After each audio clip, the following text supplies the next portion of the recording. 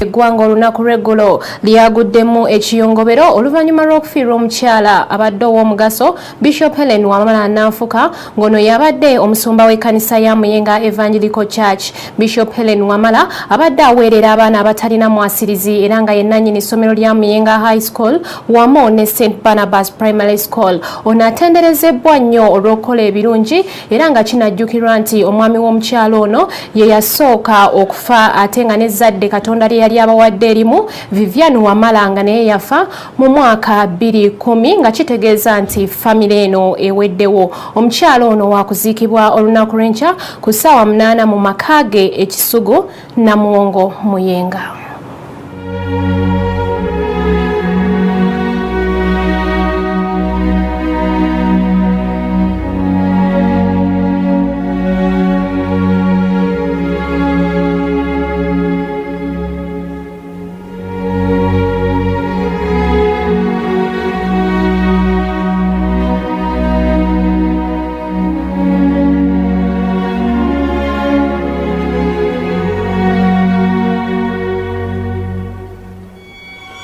Anjigiriza okuweereza Mukama yannonda njige piano mu church and nakirabirira okulaba nga nsobola okukuba mu church.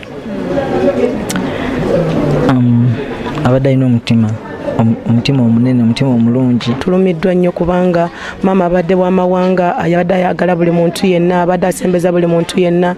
Kwega mama yabadde tatweganya nga buli kimu kyonna kye twagala akituwa era tumusabira mama ekiwumulo eky'emirembe.